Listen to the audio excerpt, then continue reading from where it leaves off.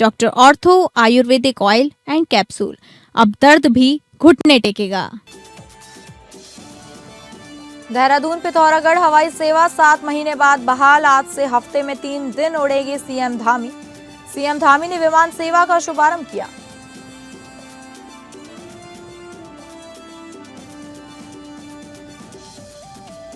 सितारगंज में महिलाओं का कच्ची शराब विक्रेताओं के खिलाफ हल्ला बोल। शराब विक्रेताओं के खिलाफ विरोध प्रदर्शन, अवैध धंधे पर कार्रवाई की मांग।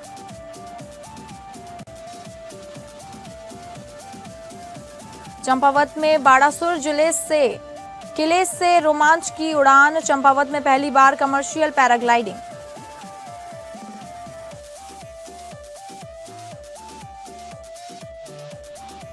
नमस्कार, आप सभी का स्वागत है उत्तराखंड बुलेटिन में और मैं हूं आपके साथ अंकिता सिंह। शुरुआत करेंगे बुलेटिन की, जहां सीएम देहरादून से पिथौरागढ़ हवाई सेवा बहाल हो गई है। यह सेवा 7 महीने बाद फिर से शुरू हो रही है।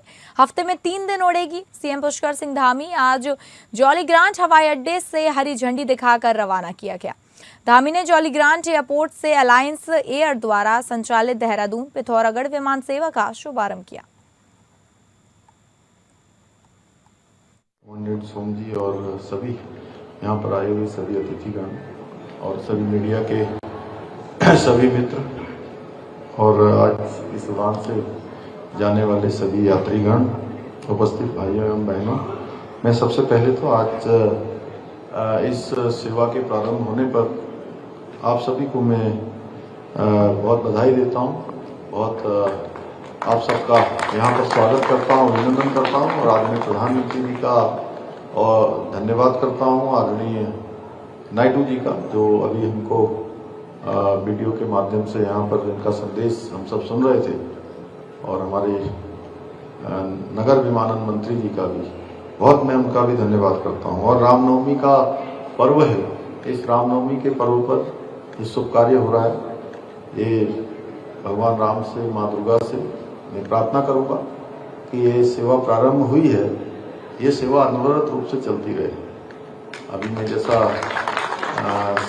सीएमडी अमित जी से भी कह रहा था कि हम लोगों के वर्क कल्चर में माननीय प्रधानमंत्री जी के मार्गदर्शन में, प्रेरणा से हमने ये अडॉप्ट किया है कि कोई भी कार्य यदि हमारा शुरू होता है तो फिर वो अनवरत रूप से चलता है, यानी जब तक वह उसका उद्देश्य पूरा नहीं हो जाता है तब तक वो चलता रहे। आज ये बड़ी खुशी की बात है कि 42 सीटर सेवा पिथौरागढ़ देहरादून और देहरादून से पिथौरागढ़ के लिए चल रही है, और आज से प्रारंभ होने वाली सेवा ये हमारे लिए बहुत अत्यंत महत्वपूर्ण है। धामी सरकार के 4 वर्ष पूर्ण होने के उपलक्ष्य में जन जन की सरकार 4 साल बेमिसाल थीम के अंतर्गत जनपद अल्मोड़ा के विकासखंड ताड़ीखेत के श्रद्धानंद मैदान में एक भव्य बहुउद्देशीय शिविर का आयोजन किया गया, जिनमें मुख्य अतिथि क्षेत्रीय विधायक डॉक्टर प्रमोद नैनवाल ने दीप प्रज्वलित कर शिविर का शुभारंभ किया। जिसके बाद शिविर में विभिन्न विभागों द्वारा लगाए गए स्टॉलों का निरीक्षण किया गया। वहीं विभागीय अधिकारियों द्वारा जन सामान्य को सरकार द्वारा संचालित योजनाओं की जानकारी एवं सेवाएं प्रदान की गई।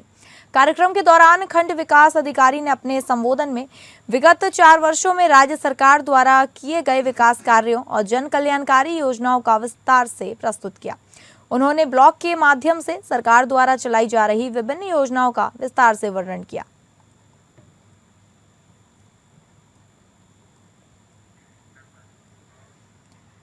चंपावत जिले में रसोई गैस आपूर्ति को लेकर प्रशासनिक दावे जमीनी हकीकत के सामने पूरी तरह बेअसर साबित हो रहे हैं।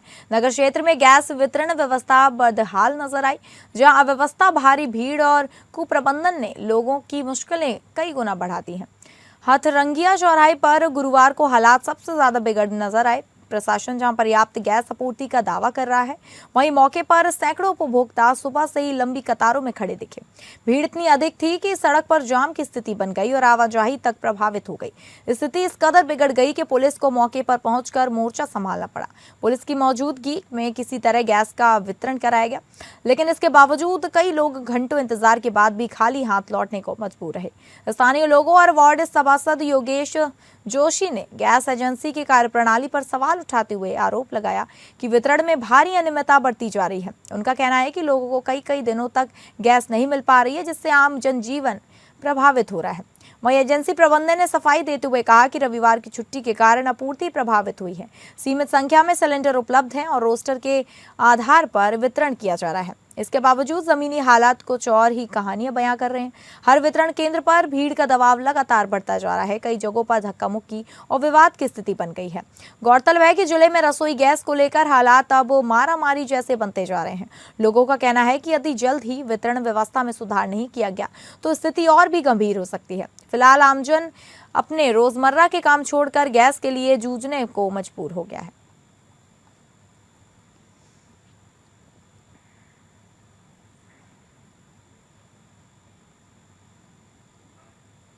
जाफरपुर और लंबाखेड़ा में बकायेदारों और बिजली चोरी करने वालों पर सख्त कार्रवाई की गई। इस दौरान ऊधम सिंह नगर के अधिशासी अभियंता उमाकांत चतुर्वेदी ने कहा कि बकायेदारों को बिल जमा करने और बिना मीटर वालों को स्मार्ट मीटर लगवाने के निर्देश दिए गए। वहीं बिजली चोरी करते पकड़े गए लोगों के मौके पर ही तार काट दिए गए। बिजली चोरी बर्दाश्त नहीं होगी, कार्रवाई जारी रहेगी।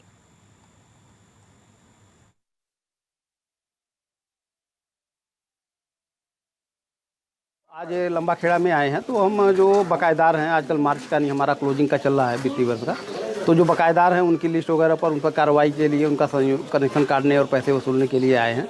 और साथ में चूँकि विजिलेंस की टीम भी है तो उनके साथ में नहीं जो अगर कोई अनियमित कनेक्शन वगैरह मिल रहा है वो भी हम उस पर कार्रवाई कर रहे हैं।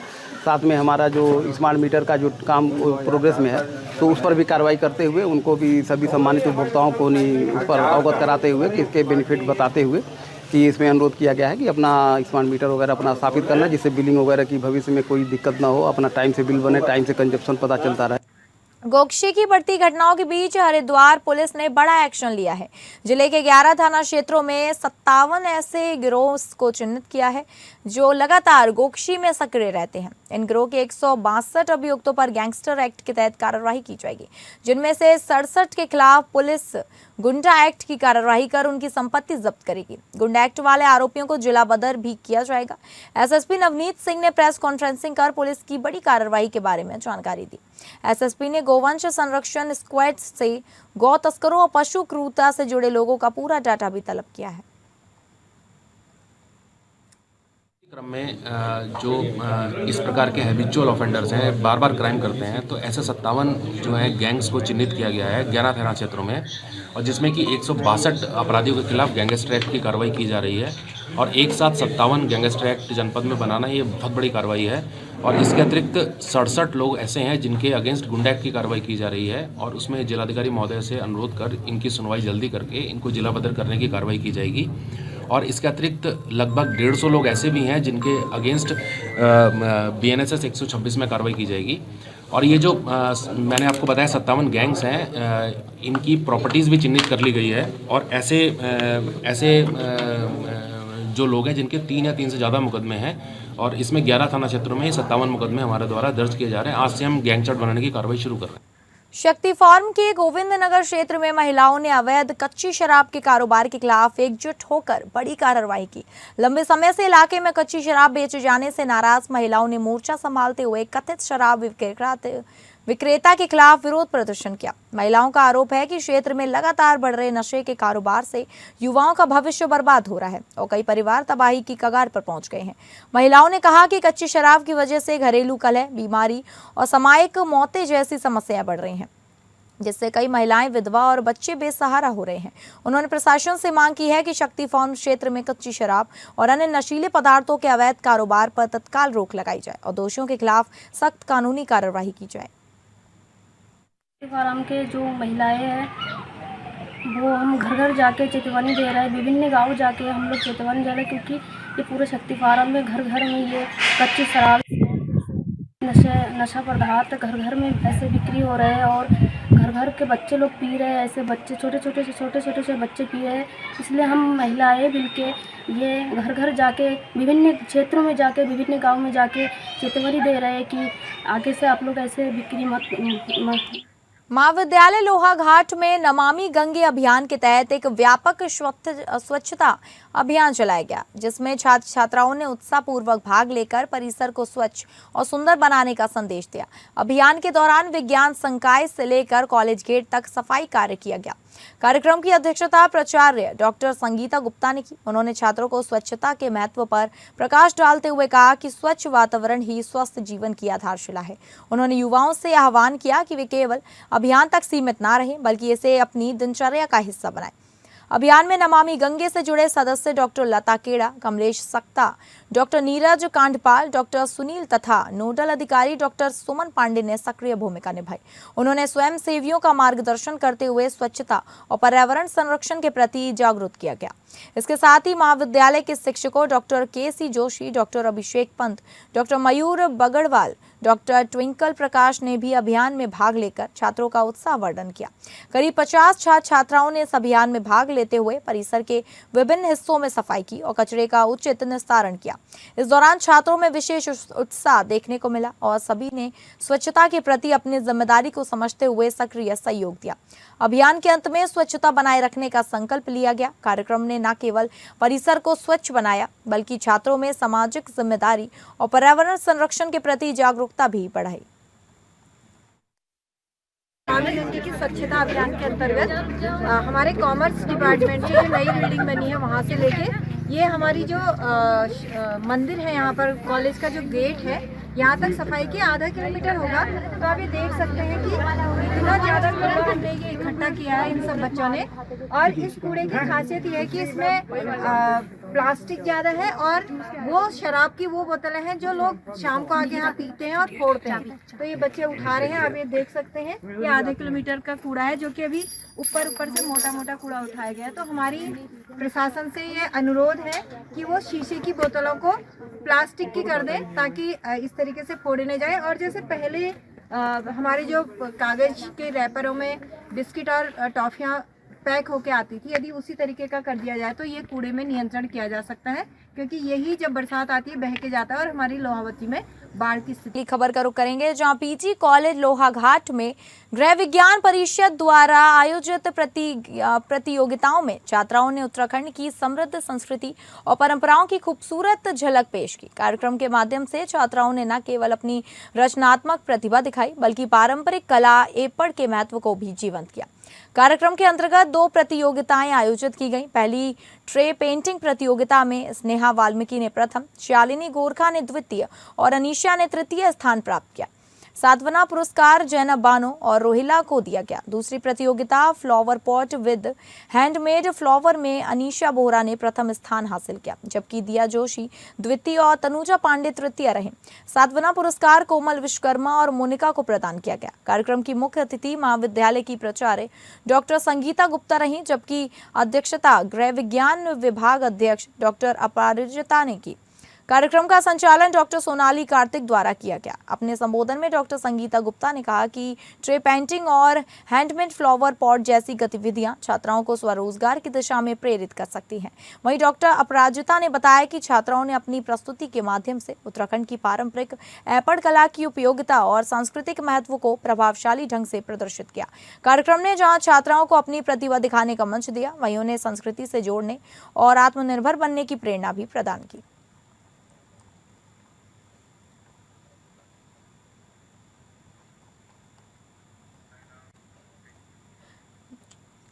छोटे बच्चों का रंगारंग प्रोग्राम विकासखंड ताड़ीखेत के अंतर्गत राजकीय उच्च स्तर माध्यमिक विद्यालय चिलियार नोला ने प्रथम बार बड़ी धूमधाम से वर्षों उत्सव मनाया गया। मुख्य अतिथि विधायक डॉक्टर प्रमोद नैनवाल ने दीप प्रज्वलित कर कार्यक्रम का शुभारंभ किया। वहीं छोटे छोटे बच्चों द्वारा रंगारंग प्रोग्राम कर सभी का मन मोह लिया, जिसके बाद प्रधानाचार्य नरेश कुमार त्रिपाठी ने वार्षिक रिपोर्ट पाठ प्रस्तुत किया।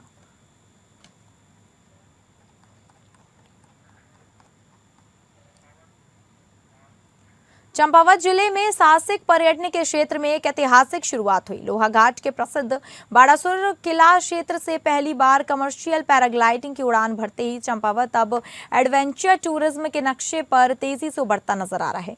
इस नई पहल ने न केवल युवाओं में उत्साह भर दिया, बल्कि स्थानीय पर्यटन कारोबार को भी नई दिशा मिलने की उम्मीद जगा दी। भीमताल के अनुभवी टैंडम पायलट मयंक उप्रेती के नेतृत्व में स्थानीय लोगों को पैराग्लाइडिंग कराई गई। आसमान की ऊंचाइयों से हरे भरे पहाड़ों और प्राकृतिक सुंदरता का अद्भुत नजारा देखकर प्रतिभागियों का उत्साह चरम पर रहा।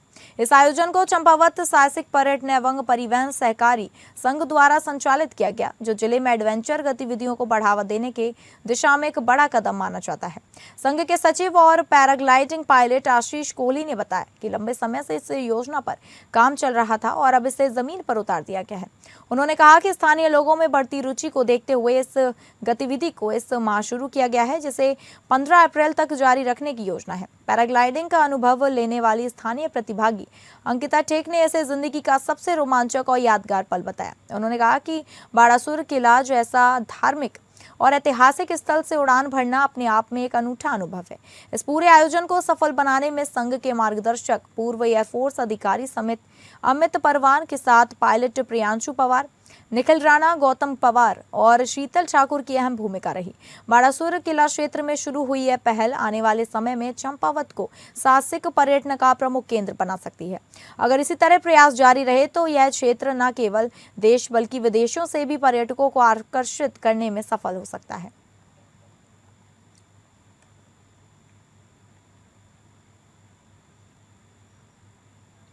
दिनेशपुर के दुर्गा मंदिर प्रांगण में अष्टमी पूजन बड़ी श्रद्धा और भक्ति भाव के साथ संपन्न हुआ।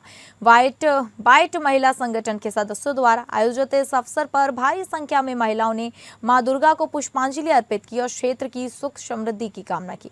मंदिर परिसर भक्ति गीतों और मंत्रोच्चार से गूंज उठा, जिससे पूरा माहौल भक्तिमय हो गया।